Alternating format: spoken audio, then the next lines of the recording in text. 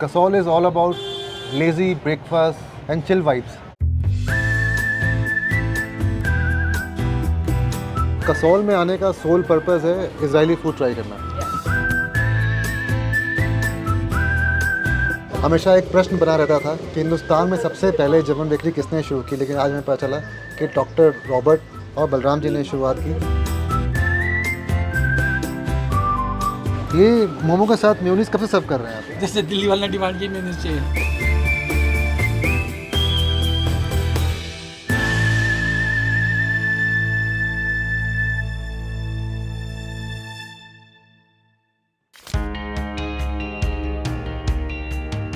इस कैफे का पूरा एम्बियंस ग्रीन है, ग्रीन, इसलिए एवरग्रीन कहते हैं। यस।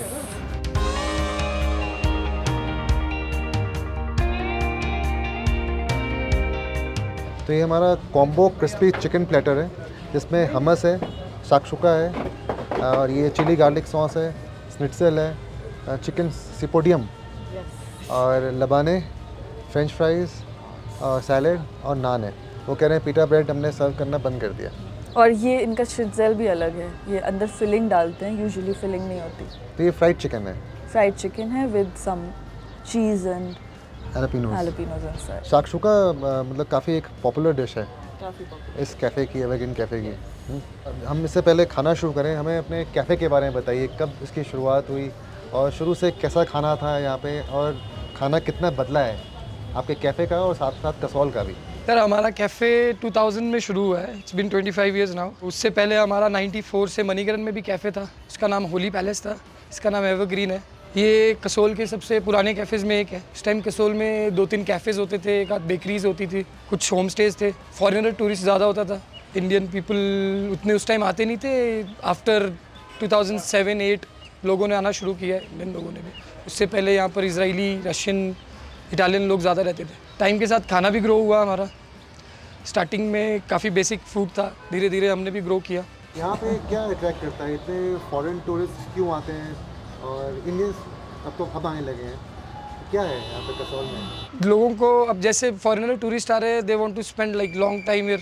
वो लोग 1 महीने के लिए आते हैं, कुछ 2 महीने के लिए आते हैं, तो वो छोटे छोटे विलेजेस एक्सप्लोर करते हैं। बहुत लोग यहाँ से ट्रैकिंग पे जाते हैं, काफ़ी फेमस ट्रैक्स है यहाँ पर, सार पास, खीरगंगा, मानतलाई, पिन पास। थोड़ा लोग कल्चर देखने भी आते हैं, और भी अट्रैक्शंस है, मणिकरण जैसे हॉट स्प्रिंग्स है, उस वजह से भी पहले काफ़ी लोग आते थे। पहले कसोल में इतना ज़्यादा कुछ नहीं था, मणिकरण वाज हॉट प्लेस जहाँ लोग आते थे, क्योंकि वहाँ पर हॉट स्प्रिंग्स थे, मेडिटेशन करने आते थे लोग, कुछ हीलिंग के लिए आते थे, क्योंकि वो वाटर माना जाता है हीलिंग के लिए अच्छा है। फिर धीरे धीरे कसोल भी फेमस हो गया, क्योंकि मणिकरण बहुत छोटा था and it's a religious place, तो लोगों को अपने साइड स्पेस के लिए एक और जगह बनी कसोल, और यहाँ पर लोग आना ज़्यादा शुरू हुए। और ये सेंटर पॉइंट अब वैली का, इससे लोग फिर यहाँ से छलाल जाते हैं, कुछ लोग तोश जाते हैं, पुलगा जाते हैं, मलाना जाते हैं, ग्रहण जाते हैं, और लोग आते हैं ब्यूटी देखने। वैली सुंदर है, खाना अच्छा मिल रहा है लोगों को, रहने को अच्छी जगह मिल रही है, कल्चर है जगह का अच्छा, यही है जिस वजह से लोग आ रहे हैं। So my name is Tal Tuli, and I arrived to India first time on 95, and it was very nice for us. Quite of the first people, already foreigners were arriving in the beginning of the 90s. So when I was like 20 something and I finished my duties of studying and this, I arrived to India and I made a big tour. And I arrived to Kasol also, it was 95, nothing was here, few restaurants. Didu already was having the restaurant in Manikaran, and after a few years, he opened this one in 2000, Evergreen. And because many Israelis are flashing the valley, the restaurant become expert in Israeli food, also Italian food, international food at all, and by the years became more and more expert with our food and our people, and they are very welcoming us, and they know our traditions, and we share sometimes some gathering times, beautiful gathering times together on weekends, and beautiful. We enjoy the place. How is the food scene in Kasol? Food scene in Kasol is very good. As the Israelis arrived to India in the first beginning of the 90s, we found that many of the food is not similar, but we use the same products in another way. For example, India is the land of the chana, yeah? Chana is here before times. And so we use the chana like this. We make it like a cream, yeah, and we eat it like that with chapati. And we do like that, and we like to eat it as a dip. So this is Israeli brought it to India. Before Indian didn't know this. Okay, you eat chana the way you eat. Yeah, but we eat it also like that. And for example, the falafel. Falafel is chana bowls which fried. And we also eat it with this and some chutney, chili chutney, and also this shakshuka dish, very famous. This is eggs with tomato sauce, chili tomato sauce, made together. And also this chicken, and we call it chicken shipudim, it's on the stick, and we put it inside a tandoori with vegetables or without, and this is how we eat it. So the Indian become very familiar with our taste, and actually it's the taste that you like as well. So everybody love this shakshuka, also Indian. They come and eat in a restaurant that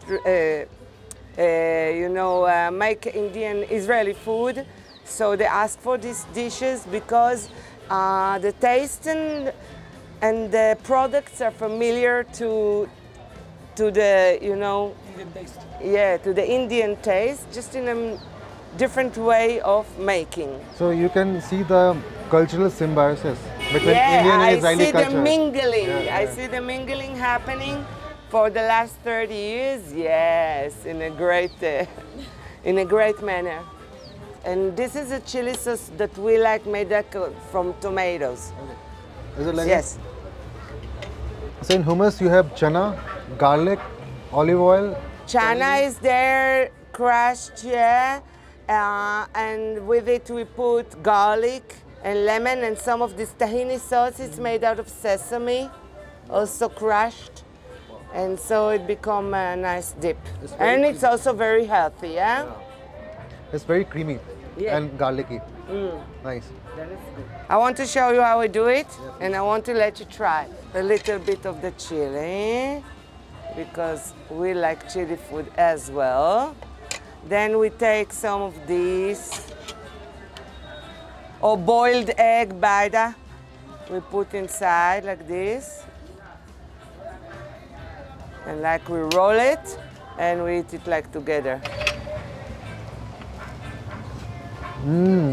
Or we take like boiled egg and we roll. It's like burst of flavors. And so we do it the same with chicken. It's really good. Early for chicken. मतलब टमाटर का खट्टापन भी है, हमस का garlic flavour भी है, और थोड़ा नान का च्यूनेस भी है। शाक्षुका में स्वीटनेस भी था, टेंगीनेस भी था, अच्छा गार्लिक फ्लेवर भी है, और एक तरह से मतलब टमाटर पे एक पोस्ट एग है, और ये बहुत ही हेल्दी डिलीशियस ब्रेकफास्ट है। बहुत शौक से लोग यहाँ पे खाते हैं। Now we bring another chapati. Try this one. Just labane. Labane. Just hung curd. Is it hung curd? Made of curd. We take the curd, we put it in a sack, let all the water strain down, yeah, then it becomes thick. And this is actually this little bit of lemon and namag. Namag. इसका नाम क्या बताया था आपने? They call it pargit shiput. परगिट शिपुट। Pargit is Yeah. chicken thigh. Yeah, it's the soft part of the chicken. Shiput is actually served in sticks. It's the stick that you put it on, and then all the stick you put inside tandoori, like this, and take out inside out. Nice, eh? It's very juicy. Yeah. We like it soft, like chicken. So I feel Kasol is all about lazy breakfast and chill vibes. And chill vibes, yeah. So this is tahini sauce, made out of sesame crushed. It's coming thick in the box. And then we open it up with some water and lemon and garlic, and we eat it again as a dip. It's also very healthy. It's full of iron. I'm a sport person and I live on this. This is my life. Atane. Thank you. Welcome. This is best. Mm. I know. I like it more than the hummus. It's lighter. So this is the falafel dish. Falafel is made out of chana, crushed. Inside the mix, we put coriander, we put garlic, we put sesame seeds, and then we fried it all. It's another way of to eat it, to use it. And then you can try with the chapati, without the chapati, just as it is. And we like to dip it again with this hummus sauce made out of chana and this tahini sauce made out of the sesame. And we eat it like that, with the bowl, like that, scoop it. What are the main spices in za'atar? Za'atar is a plant growing also in Israel, growing also in India, just like rosemary and every kind of herb. And this is the plant itself, and we just crush it, dry it and crush it, like dry coriander and this. Same, we do.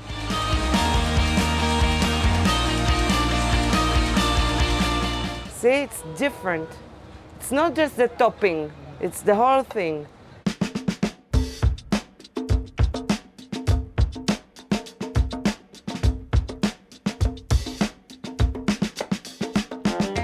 Kasol में आने का soul purpose है Israeli food try करना। और जिस भी आप cafe में जाएंगे almost similar kind of food culture है। फलाफल, शाक्षुका, स्निट्ज़ेल, यही घूम फिर के हर कैफ़े में आपको मिलेगा। टेस्ट अलग होगा। तो ये फलाफल है, ये तहीनी है, हमस, सैलड, फ्रेंच फ्राइज़ और लाफा, जो कि मैं इनके किचन में देखा था जिस तरह से इन्होंने बनाया, जैसे रोटी बनाते हैं वही है, बस इसका साइज़ बड़ा है, वही तरीका है। तवे बनाया, फिर आग पे सेक लिया। और फलाफल तो ये अपना जिस तरह से साउथ इंडिया में, केरला में आपका परिप्पू वड़ा खाते हैं, वही है, चने की दाल का वड़ा है। यहाँ पे फलाफल बोला जाता है, मतलब इजरायली इसको फलाफल बोलते हैं।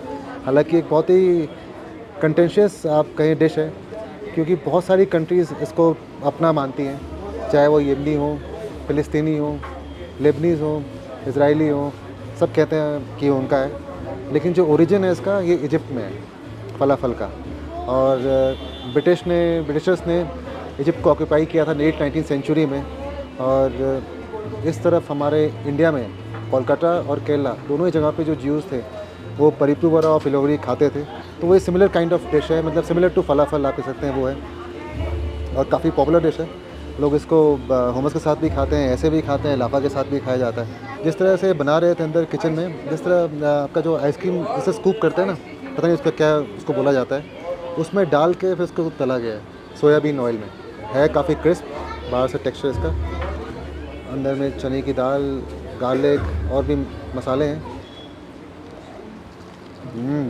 काफ़ी क्रिस्प एक्सटीरियर है इसका, फ्लेवरफुल भी है बहुत। पता नहीं मुझे हल्का सा जो सोडा होता है ना उसका फ्लेवर आ रहा है, पता नहीं आपको लग रहा है? थोड़ा ज़्यादा शायद है ना, लग रहा है सोडा का फ्लेवर आ रहा है। ये हमस है, ऊपर में पेपरिका है, सेसमी सीड्स हैं, ज़ातर है, ऑलिव ऑयल है। इनका थोड़ा एयरी है जो हमस है, लाइट है। लाइट है।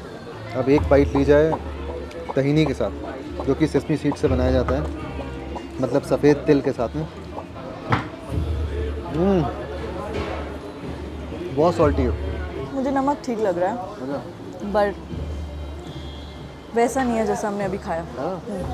मुझे लगता है जो हमने पहले खाया उसमें काफ़ी प्रोमिनेंट फ्लेवर था सेसमी सीड्स का, और एक जो शार्प फ्लेवर होता है वो था, जो इसमें कहीं ना कहीं नहीं है। और फलाफल की बात की जाए, मतलब ये भी जैसे मैं बता रहा था कि बहुत सारी कंट्रीज़ अपना मानती हैं, और इजिप्ट में इसका ओरिजिन हुआ। तो इजिप्ट में 1949 में एक ईयर ऑफ ऑस्टेरिटी था। उस समय जो लोग, मतलब जो ज्यूज़ माइग्रेट करके आए नॉर्थ अफ्रीका से, यमन से, वो लोग ये डिश लेके आए, उनकी कंट्रीज़ में खाया जाता था ये। और जो हम लोग कहते हैं ना एक मतलब फूड एप्रोप्रिएशन, कि उन्होंने ये इसराइलियों ने बोला कि हमारा है। और फिर वो साल भी ऐसा था उस समय कि राशनिंग का ज़माना था, तो जो मार्जरीन है, शुगर है, वो राशनिंग की जाती थी, मीट बहुत महंगा था, तो इसको प्रमोट किया गया क्योंकि ये हाई इन प्रोटीन है और गरीब लोग इसको खा सकते हैं। तो वैसे ये डिश पॉपुलर हुई आपके इसराइल में, फलाफल, और आज कसौल में वाइडली अवेलेबल है और हम भी खा रहे हैं।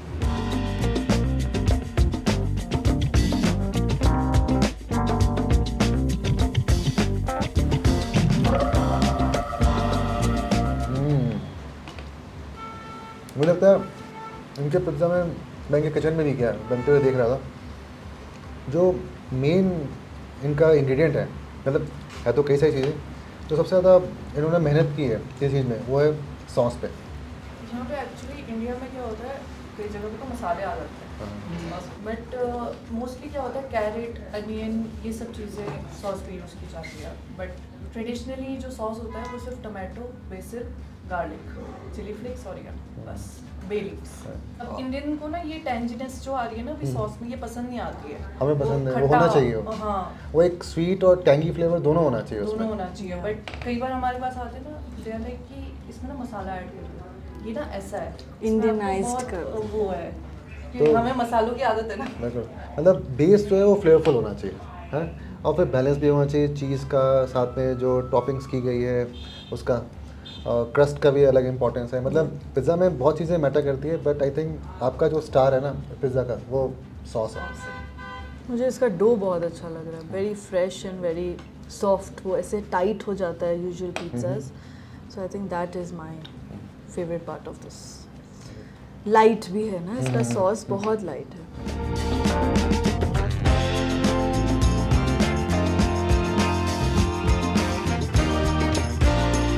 तो वनीता जी, इसका नाम जो है लिटिल इटली कैसे पड़ा? जब कसोल स्टार्ट हुआ तो यहाँ पे बहुत कम प्रॉपर्टीज़ होती थी और इटालियन, इजरायलीज़, फॉरेनर्स का यहाँ पे वो था, इंडियंस यहाँ पे रीच नहीं थी इंडियंस की उस टाइम पे। कब की बात तो कर रहे हैं 1998। अच्छा, तो माय फादर थॉट कि एक छोटा सा प्लेस लेके जस्ट इटालियन क्यूजीन, क्योंकि उन्होंने इटालियन सीखा था, एक इटालियन मनाली में आता था, इससे पहले मेरे फादर जॉब करते थे मनाली में। अच्छा, तो उन्होंने इटालियन, प्योर इटालियन वहाँ से सीखा था। यहाँ पे आके मम्मा और पापा ने यहाँ पे एक छोटी सी जगह पे इटालियन बिजनेस शुरू किया, सो नाम पड़ा लिटिल इटली। बट अब रेपुटेशन तो काफ़ी बड़ी है। हाँ, फिर धीरे धीरे करके एक्सपैंड होता गया, तो टचवुड और वो आगे। तो आपने बिजनेस कब ज्वाइन किया? मेरे को 3 years हो गए। सो रेस्टोरेंट इज़ नॉट माई, जो मतलब ओवरऑल मैं देख लेती हूँ, नॉलेज मुझे है, बट मेरा जो बेसिक प्रोफेशन जो है और पैशन भी बोल सकते हैं, वो बेकरी है। अच्छा, ओके, So, नीचे you're a जो baker? बेकर, हाँ, तो नीचे जो बेकरी शॉप है वो उसमें मेरी है। आपकी है? तो आप पेस्ट्री शेफ हैं? Pastry chef. तो क्या आपके यहाँ का जो टीरामिसू है, क्या वो अच्छा है? ऑफ कोर्स अच्छा है। अब इटालियन रेस्टोरेंट है, तिरामिसू ना हो ये तो हो ही नहीं सकता। तो इसी बात पे मंगाया जाए। Sure. Tiramisu, mascarpone cheese, whipped cream and lady fingers, सिव्योर्दी भी जिसको बोलते हैं। इसकी जगह कई जगह केक जो वो होता है स्पंज, वो भी यूज़ करते हैं, बट ट्रेडिशनली इसमें सिव्योर्दी यूज़ होता है, जो लेडी फिंगर्स है। ये है, और इटालियन जो ऑथेंटिक ट्रेडिशनल रेसिपी है उसमें रम जाता है। भाई अभी तक हमने जो कुछ खाया है ना, उसमें जो मेरे को अभी तक का यादगार है वो ये है, so light, you don't have to use your teeth, you just use your tongue and you know इसका कॉफ़ी भी बहुत बैलेंस, मेलो। बहुत ज़्यादा डाल देते हैं ना कई बार।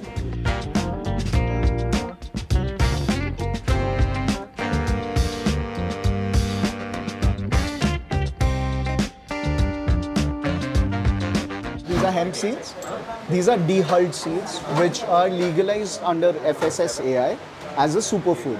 In 2021, I think 2021, December, they legalized it as a food ingredient that can be added to your food.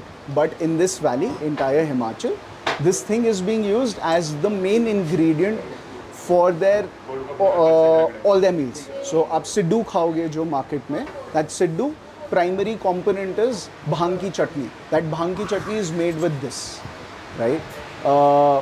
It has insane amount of properties like omegas and all of that.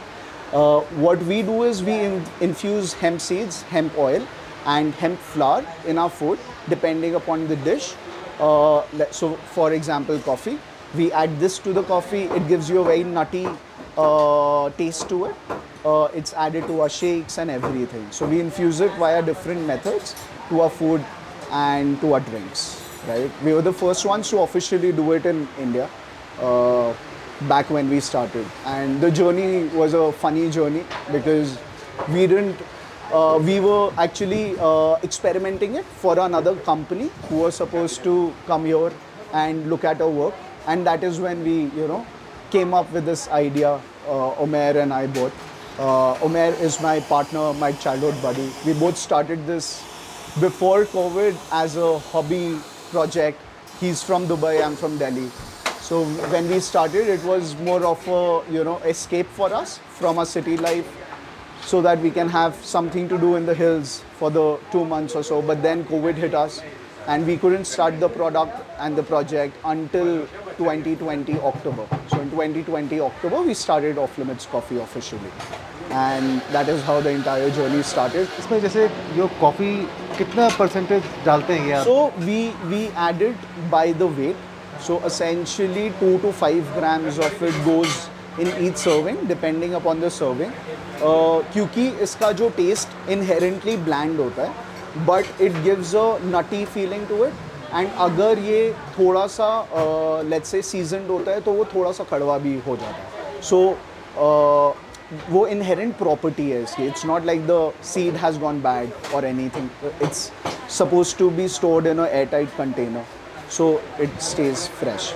We can't source it from Himachal, we source it from Uttarakhand, because in Uttarakhand, processing of hemp is allowed, it's legal. In Himachal, still no rules are there to process it. So we source it from different companies who are legally selling hemp. They source it from excise department. Even if the hemp is growing around the valley, we can't just take it and start using it in our food. These are hulled seeds. Basically, the shell has been cracked open so that you can't germinate these seeds or grow into a plant. So essentially, there are various formats under which hemp is available. You can get hemp oil in the market, you get hemp flour in the market, and you get hemp seeds in the market. And there are other variations also. But essentially, these are the main 3 byproducts of the seed itself. So, अगर seed बेचना allowed नहीं है क्योंकि कोई भी germinate करके उगा लेगा, as simple as that. So they break it. You see the brown part of it also. You see the green part of it also, right? And you see the white part. These are called hemp hearts. The marketing name is hemp hearts, which the companies came up with. Basically, these are hemp seeds broken. That's about it. काफ़ी इसका नटी texture तो है और sweetness भी है, मतलब normal जैसे हम लोग कोई सीड्स या ड्राई नट्स खाते हैं.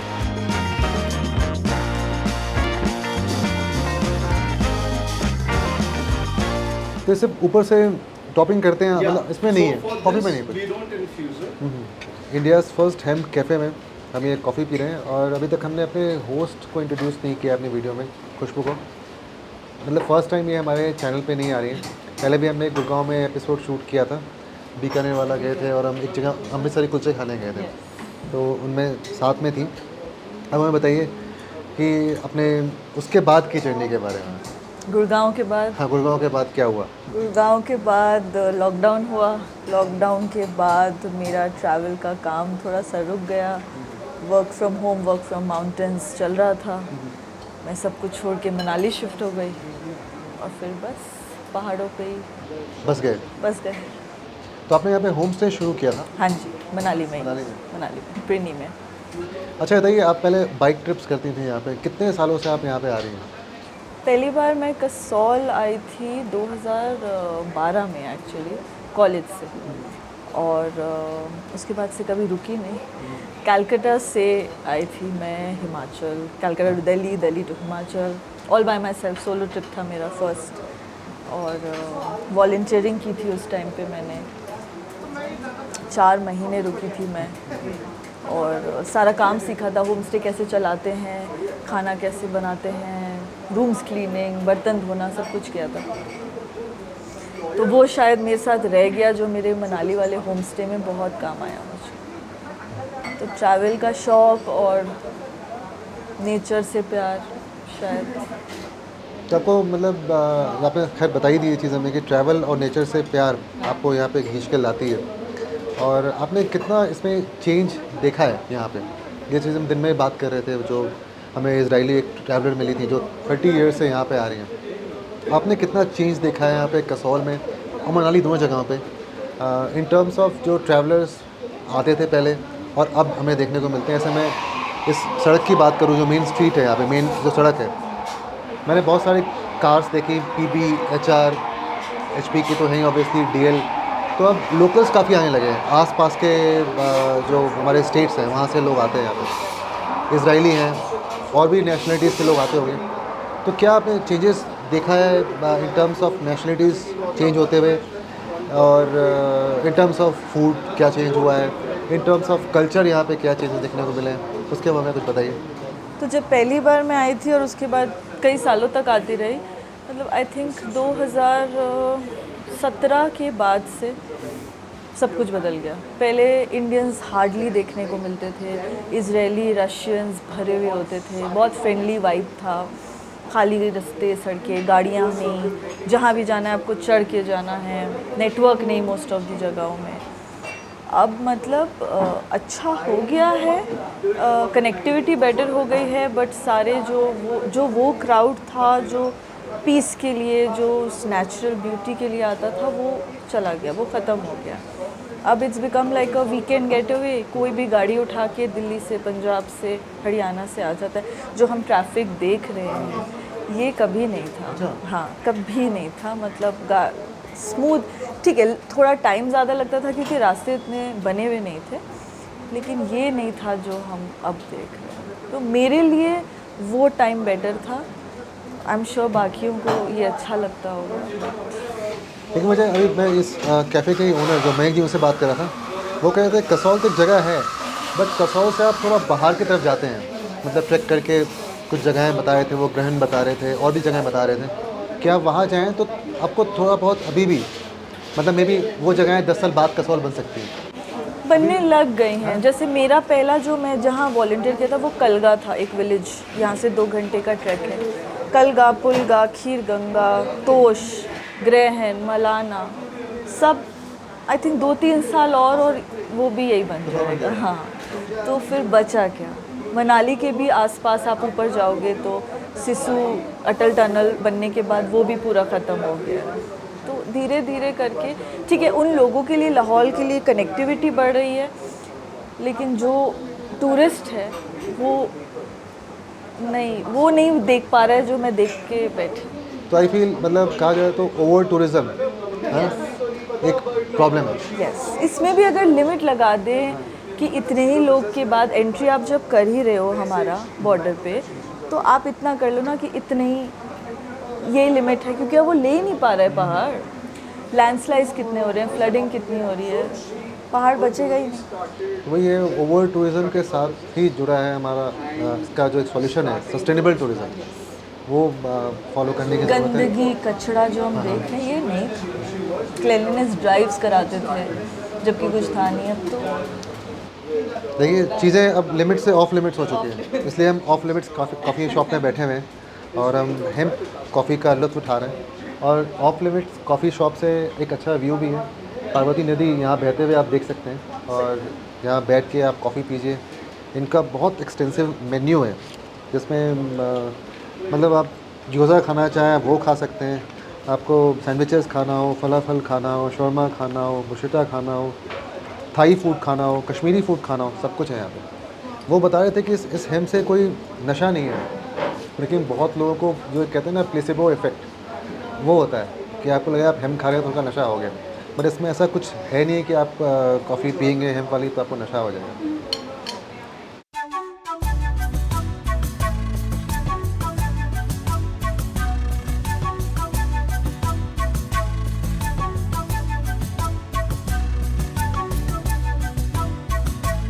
सबका नाम क्या है? बलराम। ये जो जर्मन बेकरी आपकी कब से है यहाँ पे? ये तो 97 से है।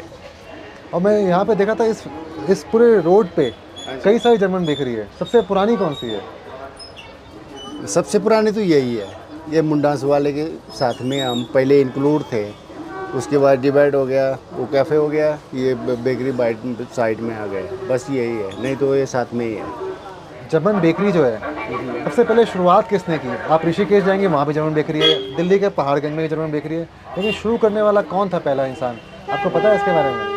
ये इसका आंसर तो शायद मैं ही दे सकता हूँ। नहीं मैं ही दे सकता हूँ। आप ही दे सकते हैं, बताइए क्या है? बाकी कोई बेकरी वाले नहीं दे सकते। ऑल इंडिया में कहीं भी पूछो। बताइए क्या है? ये हो गया 1984-85 में हम गोवा आए थे एक जर्मनी के साथ। वो बेकर था, मैं उसका हेल्पर था। अच्छा। हाँ, मैं भी 17-18 साल का था, मैं 16-17 साल का था। तब हम गोवा गए थे। गोवा में हमने अंजुना में पहला स्टार्ट किए। हमने बेकरी नहीं किए, हमने लोकल बेकरी में हायर में लेके बेकरी 2 घंटे के लिए हमने अपना प्रोडक्ट करते और जो मार्केट में हम सेलिंग करते हैं बाय हैंड कैरी करके। इस तरह से हमने एक जर्मन बेकर और हमने बिजनेस चालू किए थे। चपरा, आरंबोल, अंजुना, बागा, कलंगूट।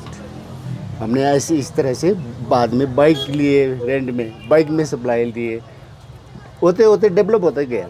उसके बाद अंजुना में बेकरी, परमानेंट बेकरी ओपनिंग हो गया। अंजुना अभी भी है। राइस फील्ड था वहाँ पर, फ्री मार्केट लगता था, वहाँ से चालू किया। उस टाइम की बात है, उस टाइम गोवा में कुछ नहीं था, मैं तो छोटा था। तब इसे जर्मन बेकरी का जन्म हुआ इंडिया में। पहला बोर्ड मैंने डाला था वहाँ। हाँ, क्या नाम था जो जर्मन बेकरी था? वो जर्मन रॉबर्ट था, उसका नाम था। अच्छा। डॉक्टर रॉबर्ट अभी भी जिंदा है। वो अभी हिमाचल में ही है। उसका हार्ट का ऑपरेशन हो गया, वो रेस्ट कर रहा है, यहाँ नगर में है वो, अभी जिंदा, अच्छा है वो।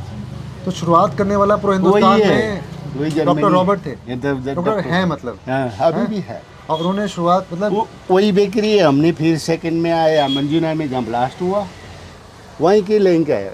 मैं ही था वहाँ पर कोरेगांव पार्क में। तब वहाँ छोड़ के मैं सीधा धर्मशाला आया। हम डिवाइड हो गए, हम अलग हो गए, वो और मैं, रबड़ और मैं, हम अलग हो गए। तो मैं धर्मशाला में बाक्सू में मैं 6-7 साल किया। उसके बाद बक्सू से मैं यहाँ आया, तब से यहीं हूँ अभी तक। तो वैसे एक्चुअली मैं नेपाली हूँ, मैं उस टाइम से इंडिया में हूँ, जाता आता रहता हूँ। तब इनसे अच्छा बना मेरा। क्या बात है। देखिए आज हमने एक मिस्ट्री रिजॉल्व की है। हमेशा एक प्रश्न बना रहता था कि हिंदुस्तान में सबसे पहले जर्मन बेकरी किसने शुरू की, लेकिन आज हमें पता चला कि डॉक्टर रॉबर्ट और बलराम जी ने शुरुआत की, वो भी गोवा से। और आज आपको पूरे देश में ये देखने ऑल इंडिया में कम से कम 15,000 जर्मन बेकरी है। वो हमारी बदौलत थी, दोनों की। तो आपको याद है उसमें जो आप अपने गोवा में शुरुआत की, तो वहाँ कौन से बेकरी आइटम्स बनाए जाते थे? हमने तो वो केमिकल, विदाउट केमिकल वाला वो सावर टाइप ब्रेड होता, जर्मनी है वो, हार्ड ब्रेड, लॉन्ग टिकता है वो, सावरडो ब्रेड वो बनाते थे ज़्यादा से ज़्यादा। वो सावरडो रोल भी बनाते थे। हम नेपाल से एक चीज़ लाते थे, सैंडविच बना के बेचते थे फ्री मार्केट में। नेपाल से लाते थे एक चीज़, तब सैंडविच, एक चीज़ सैंडविच, सावर टाइप ब्रेड वगैरह हम सेलते थे। और cream cheese, quite cream cheese, वो सैंडविच बनाते थे हम। वही हल्का फुल्का, वही मार्केट के लिए, हिप्पियों के लिए बनाते थे। वही हिप्पी तो होते थे वहाँ। राइस फील्ड में संडे मार्केट लगता, फ्री मार्केट उस टाइम। तब वहाँ से शुरुआत हुआ बस।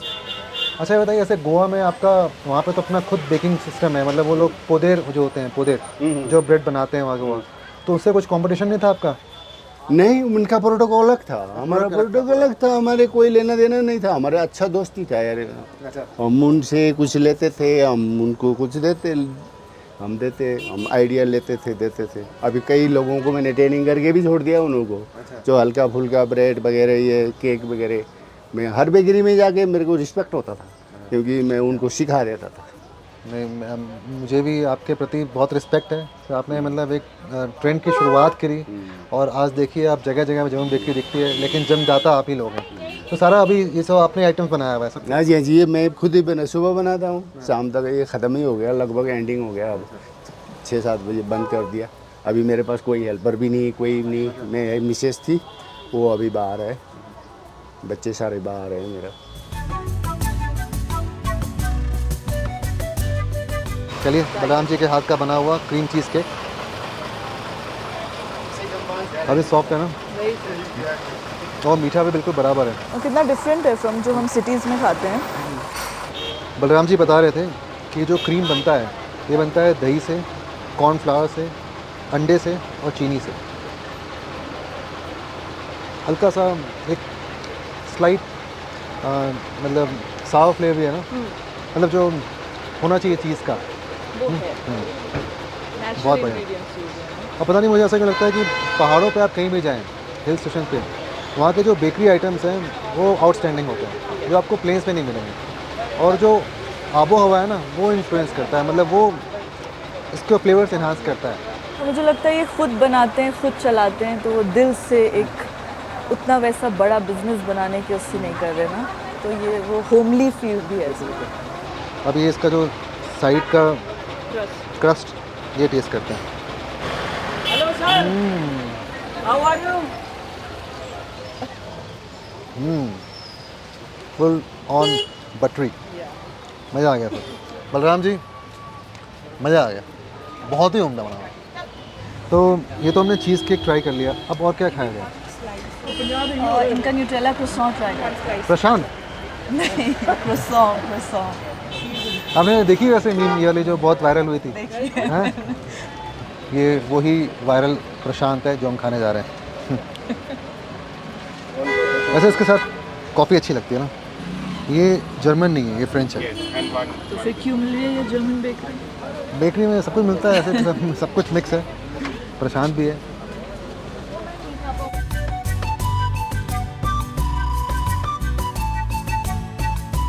अच्छा, आपका नाम क्या है? सुनील। तो ये दुकान आपके पिताजी ने शुरू की है, शंभू जी। वे बता रही थी खुशबू कि आपका दुकान छोटा सा होता था कहीं बाहर में, छोटी सी रेडी। छोटी सी रेडी थी, हाँ जी। और आज तो मतलब बहुत बड़ी जगह बन चुकी है। गड़बड़ी तो क्या है, थोड़ा बहुत ज़्यादा नहीं है, ठीक है, जितना भी है काफ़ी है वो है। भाई तो- कुछ नहीं, बाकी वही है, थोड़ा सा अपडेट हो गया, टाइम के हिसाब से थोड़ा अपडेट हो गया, बाकी वही चला है जो पहले था वही सब वही चला है। क्या स्पेशल है आपके यहाँ पे? स्पेशल कुछ नहीं है, सब जीप का कमाल है। अच्छा, जिसकी जीप में जो स्वाद लग गया बस उसको वही स्वाद लगता है, चाहे मोमो लगे चाहे चिकन लगे, तंदूर के आदमी को भी लगे। बस लोकल ज़्यादा खाते हैं, लोकल ज़्यादा आते हैं। लोकल में टूरिस्ट आता है, जिसको टूरिस्ट को एक बार स्वाद लगा फिर बेचारा वो बार बार आता है। तो भाई अब थेरेपी बन गई है, मतलब जो टूरिस्ट आता है वो हमेशा मोमो खा के जाता है, चाहे वो हाफ प्लेट खा ले वो खा के ही जाएगा मतलब लास्ट में। मोमो थेरेपी? कोई खरीदारी नहीं, भाई खा के जाना है बस। तो आपके पास मोमो कौन से स्टफिंग के मिलते हैं, कौन से वैरायटी के मिलते हैं? मोमो तो बनाते हैं, मुझे ज़्यादा नहीं बनाते, 4 या 5 आइटम बनाते हैं, पर जो मोस्ट सबसे ज़्यादा सेलिंग है वो चिकन मोमो और मिक्स वेज मोमो है। अच्छा, बाकी जो मटन है, मटन भी खाते कम बनाते, ज़्यादा नहीं बनाते। मटन आज बनाया आपने मटन? आज नहीं बनाया, मटन ही नहीं आया है। मुझे तो मटन मोमो बहुत पसंद है। मटन मोमो देसी बहुत। आप लोग पीछे रहने वाले कहाँ से हैं? ये कसौल। अच्छा, कसौल के लोकल ही हैं। और सिड्डू भी बनाते हैं आप? हाँ सिड्डू बनता है, लेकिन सिड्डू भी अब खत्म ही ऑलमोस्ट अभी। ये कौन सा स्टफिंग वाला है? इसमें अंदर क्या भरते हैं? इसके अंदर एक्चुअली सबका अलग थेरेपी बनाने की ना, सबकी अपनी रेसिपी है सिड्डू वाले में। मतलब कोई दाल का पेस्ट का बनाता है, कोई पनीर का बनाता है, हमने बनाया अखरोट तिल का मिक्स करके बनाया हमने, ठीक है। और सबका अलग सिस्टम है बनाने का, सबका अलग टेस्ट आपको अलग मिलेगा। भाई कुछ नहीं भाई, कॉमन सब कुछ चीज़ नॉर्मल है, बस सब कुछ नहीं जीप का कमाल है। क्योंकि फॉरनर आते वो बोलते हैं, जो फॉरनर के बाद यहाँ आता है वो बार बार मुझे याद करता है।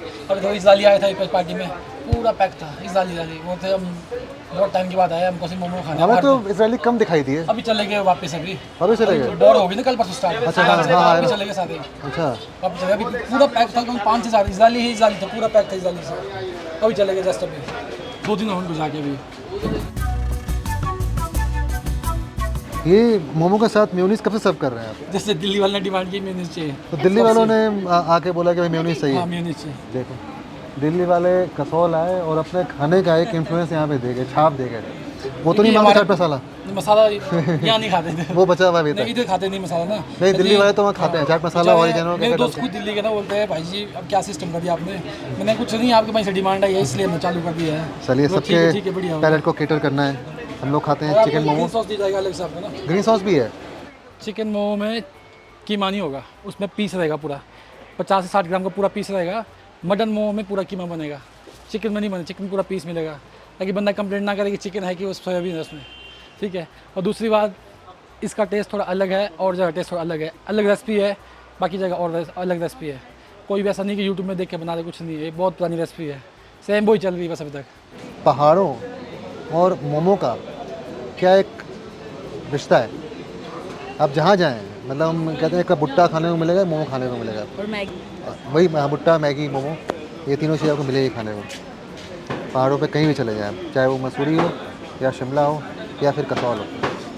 आइए, ये चिकन मोमो है, चिकन स्टीम मोमो, साथ में 4 तरह के डिप्स। एक तो लाल चटनी जो आपको हर मोमो के साथ मिलेगी, मेयोनीज दिल्ली वालों ने इंक्लूड करवाया, साथ में तिल और मूंगफली की चटनी और धनिया की चटनी, और एक धनिया हमारे साथ है। तो भाई देखो, मोमो आ गया है और खाते हैं।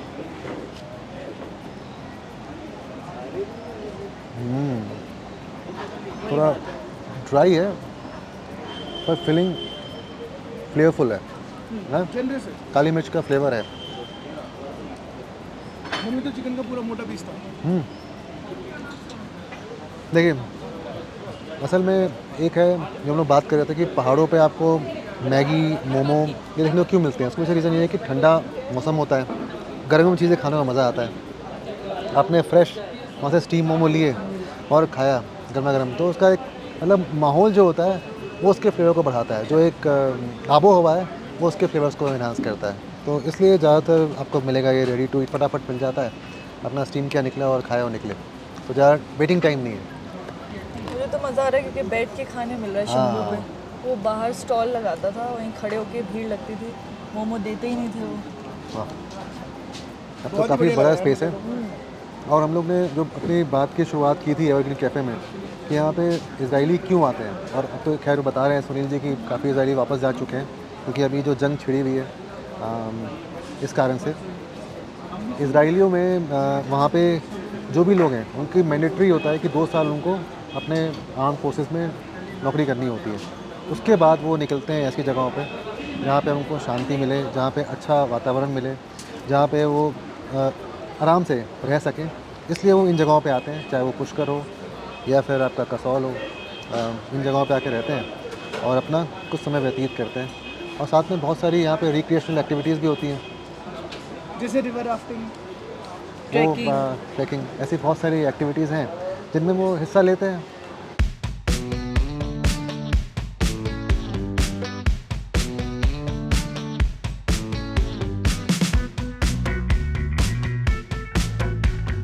अच्छा, हमें बताइए अपने मूनडास कैफ़े के बारे में।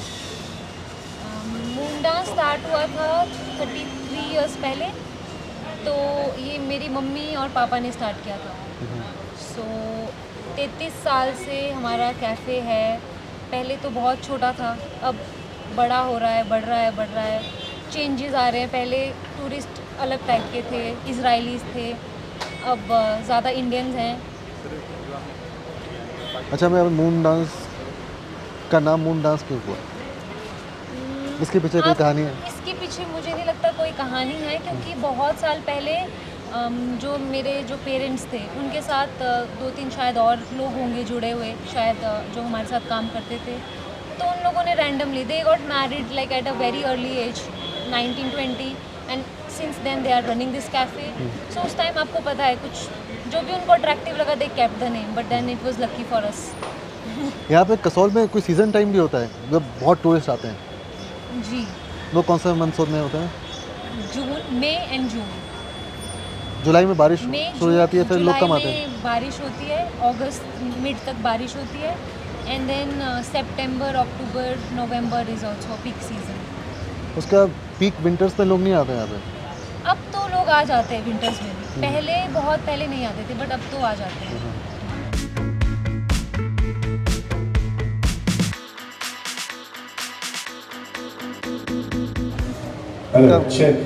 इनका जो किचन है बिल्कुल क्लीन, बहुत सफाई से, और सब कुछ इन्होंने स्क्रैच से बनाया है। जो वाइट सॉस का पास्ता बनाया है फ्रेश, तो अब म्यूज़िक शुरू हो चुका है, लाइव बैंड परफॉर्मेंस शुरू हो चुकी है। आई नो मेरी आवाज़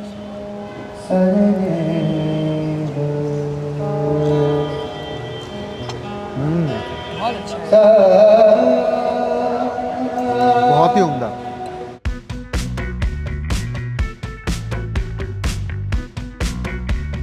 जो सॉस है इसकी काफ़ी क्रीमी है और अगेन जो डांस ऑफ फ्लेवर्स है मून डांस कैफ़े में वो काबिल तारीफ़ है।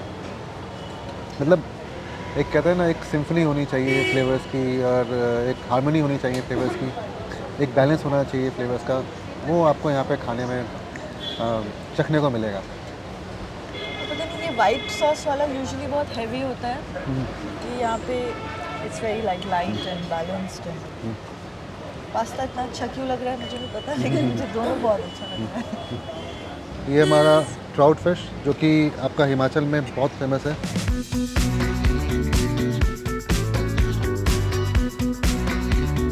आपको पता है ये जो ट्राउट फिश है इसकी बहुत इंटरेस्टिंग स्टोरी है जो हम बाद में कवर करेंगे।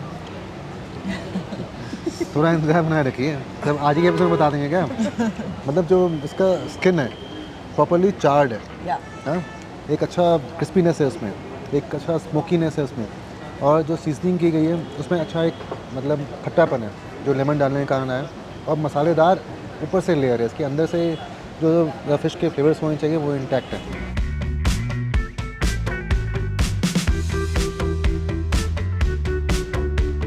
मणिकरण में गुरुद्वारा तो है, हाँ, और गुरुद्वारा कई मंदिर भी हैं। हाँ बिल्कुल। तो कौन से भगवान के मंदिर हैं? ये भगवान के सारे भगवान के ही मंदिर है। राम जी का मंदिर ये है जी, ये जो मेन है। ये एक शिव मंदिर जो सबसे लास्ट में है गुरुद्वारे के साथ में, और एक नैना देवी हाँ मंदिर है। नैना देवी मंदिर। यहाँ पे जो गर्म कुंड है जी, उसमें जो खाना पक रहा है हाँ, वो कहाँ जाता है?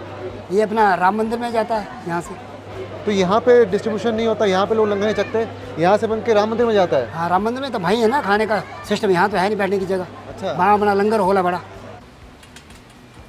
तो धाम में सबसे पहले भात देते हैं। बात ये जो चने का मदरा है इसमें दही डालते हैं तो इसकी ग्रेवी काफ़ी आपको गाढ़ी लगेगी, थिक लगेगी, और हल्का सा खट्टापन भी लगेगा। जो लोग कसौल या कसौल के आसपास के इलाकों में ट्रैवल कर रहे हैं और उनको प्रॉपर हिमाचली खाना एक्सपीरियंस करना है, यहाँ की धाम एक्सपीरियंस करनी है, तो यहाँ आ सकते हैं।